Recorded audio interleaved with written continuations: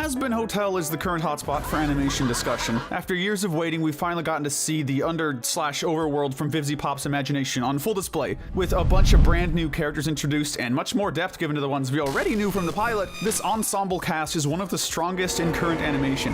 Which got us thinking, instead of just sticking to morality and such, how about we talk about quality? Oh, this will be fun. That's right, we're going to rank every major character in this season from worst to best. I'm Kifinosi with Wicked Binge, and this is the Hazbin Hotel character tier list. For this video, we'll be moving from our least favorite characters to the MVPs of the show, based on a mix of how well written we think they are and how entertaining and likable they are as a whole. We'll be trying our best to keep personal biases to a minimum, but, no promises. Let's begin with the characters who just don't click with us, whether they're not super likable or they just don't contribute much. This is the D tier. Oh, tasty. Our bottom ranking character is one who fits both of those categories, Mimsy, Alistair's showgirl friend introduced in episode 5. We feel sort of harsh for this, since Mimsy is definitely the most likable character in our bottom tier, which, spoiler, isn't saying a lot, but for a character who plays a decently large role in her debut appearance, Mimsy adds very little value to the story as a whole. This is due in no small part to the fact that she only appeared in one episode of season 1, but okay, let's give her a shot. What did Mimsy contribute? Well, she ruined the Hell's Greatest Dad musical number with her out-of-nowhere entrance, to the point where some YouTube uploads of it have straight up removed her solo, which pretty much everyone agrees is an improvement. She also endangered the hotel by leading a group of angry loan sharks right to them, which, as Husk asserts, is really the only sort of reason she ever bothers to visit. Really, there's just not much of a reason to like Mimsy, yet, at least. She's self-absorbed without the likable characteristics that could otherwise carry her to a higher spot, so we have to call her the lowest quality character so far. In a similar vein as our next character, Katie Killjoy. One half of the news anchor team of Channel 666, while she's far from the most morally depraved character in the cast, Katie falls into the category of Mimsy, where she holds a lot of negative traits without really any good ones to balance it all out. At her best, she's mildly funny, and at her worst, which is almost all of her screen time, she's just really mean. If that weren't bad enough, Katie has less screen time throughout all of season 1 than she had in just the pilot episode. Talk about a downgrade. We guess that at least that means she isn't ruining any musical numbers. It's not enough to fix that awful track record, but it's enough to keep her from dead last place. Rounding out the lowest tier, we have the first of the V's, Valentino. Let's get one thing clear. If this list were based purely on likability, or lack thereof, Val would be an absolute shoo-in for the bottom spot. Which of these makes me look sexier? You know you've done a great job of writing a villain when the fandom pretty much universally hates him before even making an appearance in the main series. And rightly so. Valentino is a sex trafficker, rapist, murderer, and an all-around brute with no qualities that are even close to redeemable. He's the most blatantly despicable character in the show so far, and it's not even a difficult choice. I own you, or have you forgotten that? It might seem harsh to place anyone beneath Val, but the reason he's not dead last is that we have to give him credit for the fact that, if nothing else, he's playing his role excellently. Valentino is a villain, and the fact is that when a character's meant to be evil or just plain vile, we can hate them all we want, but we can't argue that they're being written poorly necessarily, and okay, someone has to say it, the dude has style. He does not deserve a coat that fancy. For my collection. Now we move on to the characters who are just decent enough. While they aren't the best, the C-tier characters are perfectly serviceable. First in this category is the other news anchor, Tom Trench. Punching bag though he may be, Tom is by far the more likable of the Channel 666 news team. Well, and I'd sure like to nail her hot spot. okay, we'll admit, most of that likability does come from pity. He can hardly say 2 words without being abused by Katie, whether there's a reason for it or not, and the guy is really just there. There is something morbidly funny about him being constantly mistreated for seemingly no reason, though. We're not sure if he's ever going to bust out of his role as a comic relief background character, but he's just tolerable enough to not be any lower. Now let's move on to Heaven's opening entertainment, St. Peter. He spends his days greeting new visitors to the city of Heaven, kicking off their stay with an upbeat song about just how happy every day is in heaven. Now, granted, that's literally the only thing he's really done so far, but it's a start. Grab some popcorn, Serpentius, you're in for a treat. Up next, we have his superior, Sarah, one of many characters with presumably much more to her personality than we've been shown. Sarah got off to a rough start this season. She's introduced in episode 6, in which she hears Charlie's case for the rehabilitation of sinners, and, being presented with blatant first-hand evidence, she nonetheless responds by rejecting Charlie's plea. It is our job to ensure these souls are safe. While not particularly likable, there's still enough of a gray area to Sarah's personality to keep her from being a full-on antagonist or a truly despicable figure. Her approval of the exterminations definitely calls her morals into question, as does her senseless denial of Angel's rehabilitation, but she's sincere in her efforts to protect Heaven, even if that means kicking the sinners while they're down. Hopefully Emily can help her see the light in season 2. If you thought Tom's screen time was limited, wait until you hear about Lilith. Given how we haven't seen her full face yet, outside of a family portrait at least, Lilith is definitely the most mysterious character we've been introduced to so far. In a show with lore as deep as Hazbin's though, that's definitely a plus. Her debut at the tail end of season 1 has raised the stakes for season 2's storytelling. You're going down there and stopping that.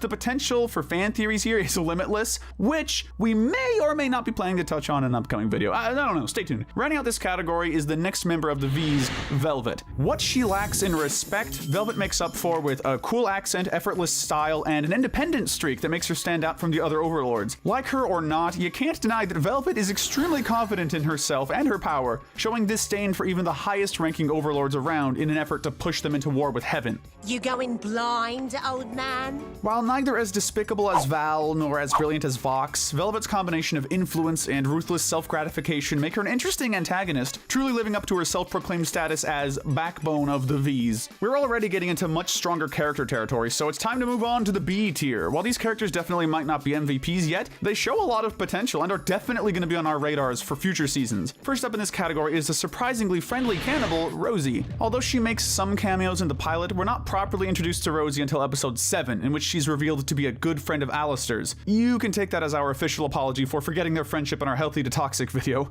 Look at you, so polite.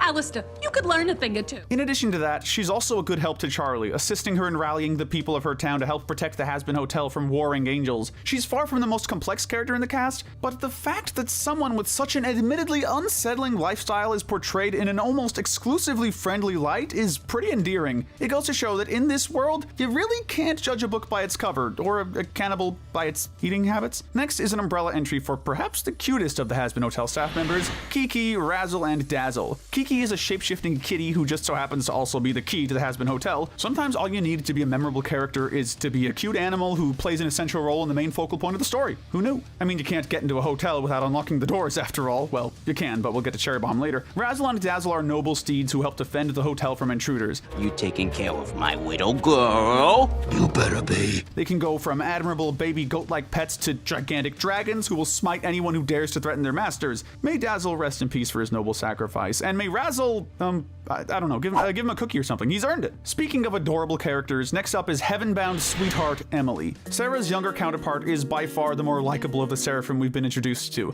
Unlike Sarah, she has a truly open mind and sincerely believes everyone deserves a chance to be heard out. When she sees Angel's good deeds at the nightclub with his buddies, she's so moved that she bursts into song to clarify that Charlie was, in fact, right. Emily's sweet personality and goodwill have managed to endear us to her already, but her willingness to stand up for what's right, even against authority, is what makes us label her best of the good guys in heaven so far. Don't give up on this. I'll figure something out, I promise. She even celebrated Sir Pentious' redemption alongside the audience, and, knowing her, she's probably not even going to gloat about it. We wouldn't falter for it, though. But while she's not nearly as pleasant, to say the least, Lute, the extermination angel, lands a spot just above Emily. We hate to put Emily below the more depraved angels, but the fact is that Lute is just a solid villain all around. Acting as Adam's right-hand warrior and voice of reason, she's out for blood from the excess sinners, but even more so from Vaggie, who she labels as a traitor for sparing one of said sinners long ago. We're only placing Lute this low because she didn't get much time to shine in season 1, since Adam generally took the spotlight as the main villain. Nonetheless, we can't deny that it's intriguing how Lute's arc in season 1 ended. This character who was already driven by vengeance now has yet another reason to seek it out, that being the death of her good friend and comrade. We've got a feeling she's gonna be one of the most interesting characters to watch unfold in the coming seasons, so she's earned a respectable place on our list regardless. Cherry Bomb is finally bursting onto the scene. We were actually going to put her in the A tier, but she blew up one of our walls while we were recording this video, so that docked her a few points. Okay, jokes aside, are we that far off? Cherry's explosive in every sense of the word, from her personality to her character design, even down to her hobbies. Cherry doesn't get a lot of screen time in this season, and actually doesn't doesn't show up until episode 6, but her impact is still felt pretty strongly. Her dynamic with Serpentius is both hilarious and weirdly wholesome, and her chaotic yet open-minded personality makes her a character who's unpredictable yet somehow reliable at the same time. Her best attribute, though, is her loyalty to Angel Dust, from being willing to fight the exterminations alongside him to supporting him through good times and comforting him through bad ones. She's rough and tumble, but she's the definition of a ride or die. Even without truly understanding why Angel's investing in the hotel, she still supports him nonetheless. What weighs on our soul, old friends? Oh, just the fact that we can't play Zestial any higher. We'll acknowledge right now that yes, Zestial only has like 5 minutes of screen time this season, but if there's one character trope we can't get enough of, it's a character with much more to them than their surface level attributes. That could describe a lot of characters in this series, but few as aptly as Zestial.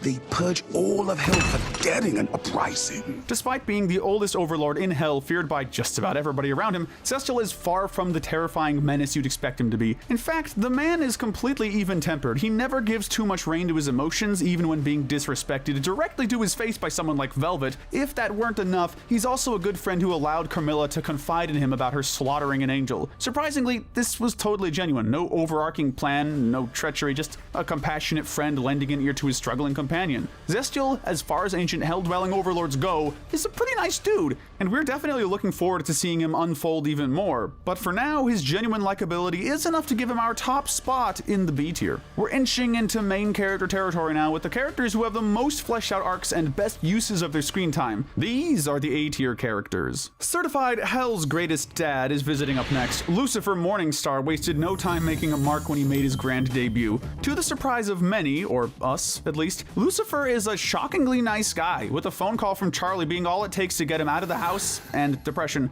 Lucifer makes a commitment to start anew with his daughter and to get to know her for real, all the while supporting her hotel. So far, he's proven to be loyal to that promise. He helps Charlie get a meeting with Heaven to make a case for the hotel with the Seraphim. I won't be able to go with you. Will you be okay? And in the final battle, when all hope seems lost, Lucifer shows up in the nick of time to proposition himself to Adam so he wouldn't destroy the hotel. And now I am going to f you. Oh, he meant I'm going to f you up. Why didn't he just say that? Wait, what did I say? If you're struggling to crack the code to the next entry, we've got you covered. The Egg Boys are taking the next spot. These little guys bravely sacrificed themselves alongside Serpentius for the sake of protecting the hotel, except for one who seems to have survived during the finale, which earns them plenty of points right off the bat. On top of that, just look at them. They're eggs with top hats and funny voices. They're even kind enough to warn their friends about the reality of bank accounts being a scam made up by the shadow government. Bank accounts are a scam created by the shadow government. One day they'll listen, Frank. Whether you like it or not, we're placing Adam in the next spot, and just outside of the top 10. As despicable as he is, from openly describing exterminations as entertainment, to committing the nigh unforgivable act of vaporizing Serpentius and the Egg Boys, we can't deny that Adam managed to play the role of the season's main villain excellently. Adam is one of those villains who manages to be a legitimate threat while simultaneously being fun and entertaining. He's the definition of a love-to-hate character. You all should be worshiping me, you ungrateful, disgusting. One who has just about no truly good qualities to speak of, ironically, yet poses a significant enough threat to really keep it itching for his eventual takedown. Basically, if Charlie's the answer to, what if there were a Disney princess in hell? Adam is the answer to, what if there were a Disney villain in heaven? Granted, that's probably a question even fewer people were asking, but we're glad it got answered anyway. He may be a loser, but Husk is a solid enough character to kick off our top 10. This eternally grumpy bartender proved himself to have a heart of gold in episode 4. While his repeated callouts of Angel's fake persona might seem mean at first, it turns out they come less from a place of resentment and more from a place of genuine sympathy. I can handle myself. You might need a bartender to talk to. Loser Baby is arguably the best musical number in the whole show so far. Through its hilariously blunt lyrics, Husk reaches out to Angel to let him know that he's not the only one who's hit rock bottom and is enslaved to a total psychopath. Good talk, my good man. Always nice to catch up. From here on, the two form a genuine camaraderie, and Husk starts to open up just a little bit more to supporting the hotel, showing enough loyalty to stick around even when he briefly believes Alistair is dead. But when it comes to supporting the hotel, Charlie has few allies allies greater than Vaggie. Charlie's girlfriend truly acts as the yin to her yang. Vaggie is short-tempered, realistic, and never shies away from speaking her mind. At the same time, she has a soft side and sincerely wants to support and protect Charlie and her hotel no matter what. We later find out that the reason for this isn't just surface level though. It turns out that Vaggie is actually an extermination angel who was left to rot in hell for sparing a demon child. Filth like you has no place in heaven. It's a tragic origin that really sheds a new light on her inner frustrations, and we're definitely interested to see where her story goes from here. It's clear that she supports the hotel not only out of love for Charlie, but out of conviction for just how despicable the higher-ups in heaven can be. That said, many of the other core characters have a bit more of our attention right now. One of those characters being Nifty. She's a hyperactive, unpredictable force of pure chaos who's sure to make you either laugh or shudder in fear every time she's on screen. She strikes that perfect balance of cute and cuddly and absolute menace that we love to see in dark comedy series. Seriously, for someone whose soul is enslaved to a total psychopath like Alistair to not only be completely content with her situation, but to occasionally bewilder even him is impressive. Whether there's some deep lore reason for Nifty's bizarre nature or not, we wouldn't change a thing about her. Don't hide in radio or you'll totally miss our next pick. New villain Vox steps onto the scene. Acting as Alistair's business rival and archenemy, these guys have more than their fair share of bad blood between them. Vox is a smooth-talking, scheme-toting television who takes every opportunity at his disposal to keep Pentagram City under his influence, with the help of the other V's, of course. His tactfulness is made all the more apparent by his way of calming even the toddler-tempered Valentino down on his worst days. But all that tact is stripped away the moment Alistair becomes involved. At that point, Vox gets tunnel vision that demands focus on nothing but taking down that before-the-future radio host he sees before him. I'm afraid you've lost your signal.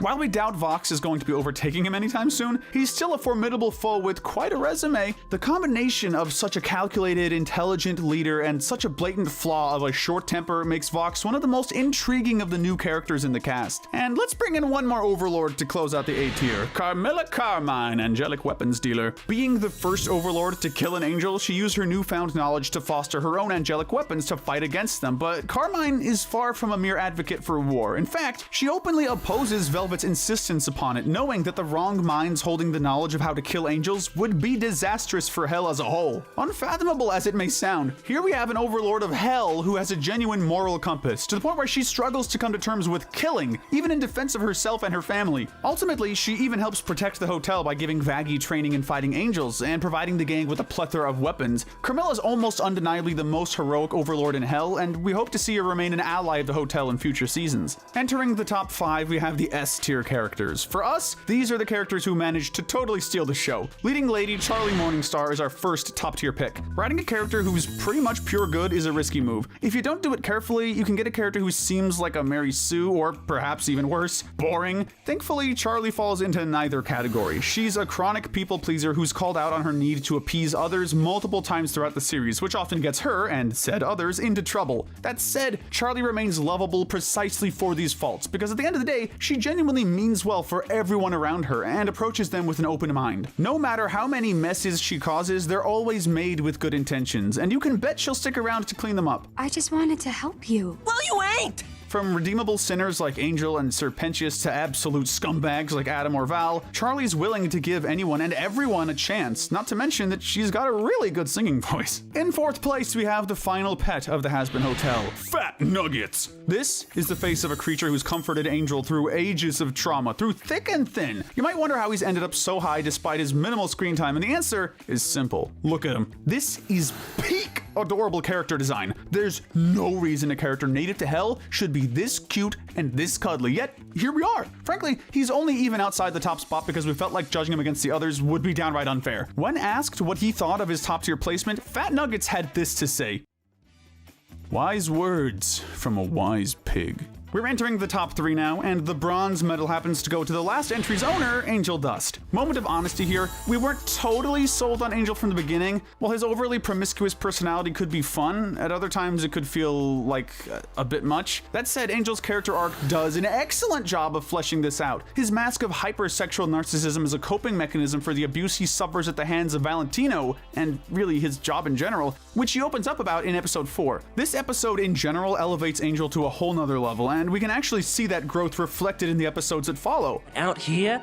I get to do what I want. Sure, Angel is still Angel, but he's different. He's more outwardly compassionate to others, no longer feeling like he has to constantly wear a mask. He unapologetically accepts himself for who he is and shows great progress on his path to redemption. He becomes strong enough to even stick up to Valentino before he gets nifty in his clutches, and in the last episode of the season, he saves an egg boy from an extermination angel at the last moment. He also brought Fat Nugget into our lives, and for that alone, we owe him a lot. Angel Dust is a highlight to be sure, and if we haven't said it enough, he's not the only one who's addicted to poison. The silver medal goes to an even better redemption arc, Serpentius. It's funny how the most outlandishly diabolical character in the pilot episode became one of the most endearing and sweet ones in the proper series, but Serpentius' elevation from a joke villain to a sincerely redeemed friend is just what the world needed. Seeing his legitimate remorse turns an already endearing character into an even more endearing one, just in a different light. From episode 3 onwards, we see Serpentius slowly but surely change his ways, genuinely enjoying his time at the hotel and bonding with his new friends. All of that isn't even mentioning his most prominent trait, dude's freaking hilarious. Not so cocky now, are we? From his reactions to the Egg Boys' insane ramblings to his impressively awful bouts of flirting with Cherry Bomb, there's never a dull moment when Serpentius is on screen, and he goes out with a bang. Despite being vaporized by Adam, he still ends the season on a high note by appearing in heaven to the delight of Emily and bewilderment of Sarah. This was the most satisfying, touching moment in the whole show for us, and for many others too. Charlie is proven right. Serpentius is finally rewarded for all of his hard work, and most importantly, he'll be in season 2. Serpentius is awesome, but... Okay, call us cliche if you must. We just can't give the gold medal to anyone but the radio demon himself, Alistair. Indie projects really have a way of making some of the most entertaining, intriguing villains out there, and Alistair is no exception. Yet despite being a serial killer, overlord, and all-around psychopath, Alistair is somehow not a full-on villain. He allies himself with Charlie, helping her with the hotel in any way he can, for unknown reasons. No, I'm here because I want to help. Sure, he says it's for ongoing entertainment, but you can tell that the longer he's there, the more endeared he becomes to the staff, particularly Charlie herself. Alistair never fails to be entertaining throughout the series. Never is there a dull moment with him on screen, and the season finale only intensifies our interest in him as a character. Al nearly gets killed fighting Adam to protect the hotel, leading to a mental breakdown in which he reveals that he himself is enslaved to someone else and is hungrier for freedom than ever. This guy really had a mental breakdown because he started to care about others, but at the same time, we genuinely feel kind of bad for him. While he's almost certainly not going to be a good guy, there's just so much to unpack with Alistair. Who gave him his powers? Who's keeping him on a tight leash? Does he really care about Charlie and the others, or is it all just a farce? On top of all of that is a fun character design, a fantastic vocal performance both in and out of song, and a character who manages to be as fun as he is intriguing and menacing. So Alistair is our favorite Hazbin Hotel character, but we'd love to see you broadcast yours down below. We're not pulling all the strings after all, or are we? No, we're not.